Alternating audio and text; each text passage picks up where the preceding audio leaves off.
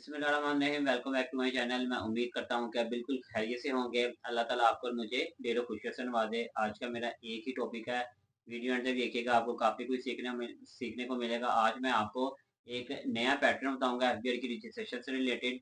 Video अंत तक देखिएगा। और अगर आप मेरे चैनल पर नए हैं तो इसको लाइक कीजिएगा, सब्सक्राइब कीजिएगा और शेयर लाजमी कीजिएगा। और बेल आइकन पे क्लिक करना मत भूलिएगा ताकि हर मेरी नई आने वाली वीडियो का नोटिफिकेशन आपको मिल सके। तो चले चलते हैं अपने मेन टॉपिक के ऊपर। इससे पहले मैं आपको बता दूं कि ये जो पाकिस्तान में फ्लड आया हुआ है, जो सैलाब आया हुआ है, अल्लाह ताला उनकी हिफाजत फरमाए, उनके लिए आसानियां पैदा करे। पार्क में भी बहुत ज्यादा जो है ना लोगों के जो है ना घर डूब गए हैं। फिर शारजा से जो नियर है, उसके बाद फिर बहुत से यानी कि पाकिस्तान में बहुत से ऐसे सिटीज हैं, शहर हैं, वहां पर जो है ना काफी ज्यादा सैलाब है। अल्लाह हम सब मिलकर उनके लिए दुआएं करते हैं कि अल्लाह ताला उनके लिए आसानियां पैदा करे। देखें, जिन लोगों ने बड़ी मेहनत के साथ इतना स्ट्रगल करके एक घर बनाया होता है, देखिए घर ही इंसान का सब कुछ होता है। जब वो ना रहे तो फिर इंसान कहीं का नहीं रहता। तो लिहाजा आप 2 मिनट के लिए इमेजिन करें कि अगर हमें अपने घर से ही कहीं कहा जाए कि यहाँ से चले जाए, आपकी जान को खतरा है, तो मुझे बताएं हम कहाँ जाएंगे।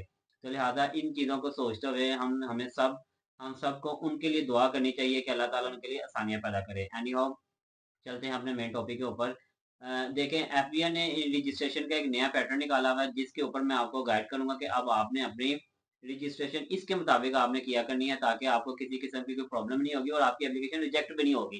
तो मैं बताता हूँ कि देखें, अगर आप आपका एंटिटी बना हुआ है और आपने अपने आप को सेल्स टैक्स में रजिस्ट्रेशन करवानी है, आप चाहे इंपोर्ट करना चाह रहे हैं या आप अपने जो है ना जनरल सप्लायर हैं या आप कुछ भी सर्विसेज दे रहे हैं और आपको एफबीआर में सेल्स टैक्स की रजिस्ट्रेशन मस्ट है, उसके बगैर आपका बिजनेस आगे कंटिन्यू नहीं हो सकता।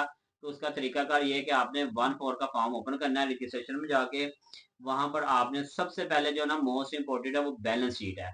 बैलेंस शीट ने को आपने अपनी बैंक स्टेटमेंट के अकॉर्डिंग आपने उसको मैनेज करना है कि आपने अपना जो बिजनेस कैपिटल है वो कितना रखना है। और उसके बाद आपने ये भी देखना है कि आपकी जो बैंक स्टेटमेंट में जो क्लोजिंग बैलेंस आ रहा है और आप वो लाभ जो बैंक स्टेटमेंट होगी वो आपने 2 मंथ की भी लगा लें, 3 मंथ की भी लगा लें, 1 मंथ की भी चल जाएगी। लेकिन मोस्ट इम्पोर्टेंट ये है कि उसमें आपका बैलेंस कितना है। आपने वो जो है लाजमी चेक करना है कि बैलेंस कितना है। जब आप बैलेंस चेक करेंगे उसके मुताबिक आपने अपनी कैपिटल रखना है, उसके मुताबिक आपने अपनी बैलेंस शीट को बनाना है। और वहां पर जो डाटा आ रहा होगा वहां पर भी आपने अपनी बैलेंस शीट को बड़े ध्यान से करना है। और सारे कॉलम आपने ये नहीं कि 2-3 में लिख दिए बाकी ऐसे, जो बाकी में आपने अगर नहीं आपके वहां पर आपने 0-0 लिख देना है। इसके बगैर वो आपकी एप्लीकेशन सबमिट नहीं होगी। अच्छा, डाटा के बाद आपने उसके बाद वो सारा उसका फॉर्म फिल करना है, वो जो जो पूछता जाएगा। ये आपको बताने का मकसद ये है कि आपने ये जो बैलेंस शीट बना रहे हैं, आपने एक एक्सेल में भी इसी तरह बनानी है, सारा 350 के अकॉर्डिंग। आपने ये same as it is balance sheet अपनी इसी तरह भी रेडी करनी है और अपने लेटर पैड के ऊपर उसको साइन स्टैम्प करके उसको पीडीएफ में वहां पर आपने अटैच भी करना है। जब आप वहां पर अटैच करेंगे उसके बाद जो है ना अटैचमेंट के अलावा वो आपसे मांगेगा, पिक्चर्स मांगेगा। आपने वो पिक्चर जो है ना वो जीपीएस के साथ वाली लगानी है। जीपीएस आपने प्ले स्टोर में जाके अपना डाउनलोड करना है। डाउनलोड करके जब आप जीपीएस पे जाएंगे ना, तो जब आप अपने प्रीमिसेस की पिक्चर्स लेंगे ना जीपीएस के अकॉर्डिंग, वो नीचे आपकी मैप भी आ जाएगा और प्रॉपर एड्रेस भी आ जाएगा कि आप वो कहाँ की पिक्चर्स ले रहे हैं। आपने अपनी जो है ना मीटर की पिक्चर्स लेनी है, आपने अपने ऑफिस की पिक्चर्स लेनी है, अगर आपने ऑफिस के बाहर अपना कोई साइन बोर्ड लगाया हुआ है तो उसकी पिक्चर लेनी है। उससे ये आपको जीपीएस से फायदा होगा कि क्योंकि वो जीपीएस बता रहा होता है कि इन्होंने ये पिक्चर्स कहाँ के ली है। ये मोस्ट इंपोर्टेंट है, ये आपने लाजमी साथ लगानी है। और साथ में आपने अपना bank account maintain certificate letter भी रखना है और वहां पर आपने उसकी एडिशन भी करनी है। जहां पे बैंक अकाउंट आ रहा होगा वहां पर आपने अपना आई बैंक के साथ वहां पर अकाउंट भी ऐड करना है।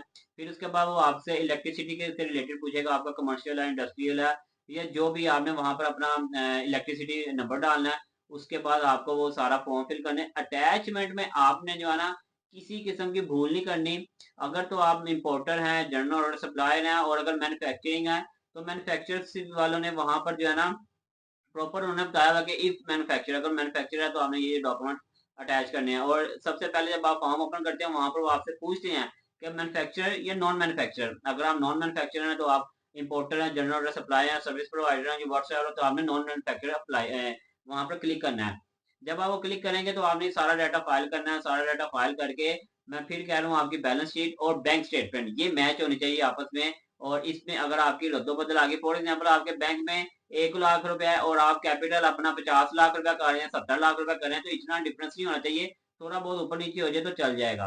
तो ये आज कंप्लीट थी सेल्स टैक्स की रजिस्ट्रेशन, जो कि बहुत से लोगों को इसका तरीके का भी नहीं पता था। लेकिन ये है कि देखें, जब आप ये एप्लीकेशन सबमिट कर देंगे तो ये एलआरओ के पास चली जाएगी, लोकल रजिस्ट्रेशन ऑफिस जो एफबीआर का होता है।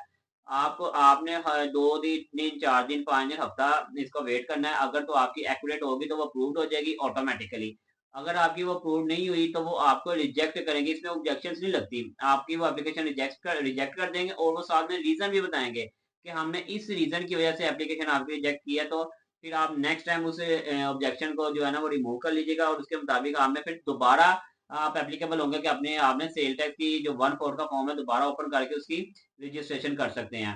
लेकिन ये है कि ये आप तब आपकी अप्रूवल होगी जब आपने अपनी डॉक्यूमेंटेशन कंप्लीट की होगी, आपने फॉर्म अच्छे से फिल किया होगा, आपकी बैलेंस शीट और बैंक स्टेटमेंट अटैच जो मैच कर रही होगी। ये और यही चीजें आप सारी अटैच भी करेंगे। अगर आप बैंक स्टेटमेंट भी अटैच कर देंगे तो बहुत अच्छी बात है। तो ये सारी सूरत हाल है जो कि जब तक आपके ये डॉक्यूमेंट कंप्लीट हो जाएंगे तो आपकी सेल्स टैक्स की रजिस्ट्रेशन कंप्लीट हो जाएगी, अदरवाइज वो रिजेक्ट हो जाएगी। फिर आपको दोबारा आप 10 बार भी ऐसे करते जाएंगे।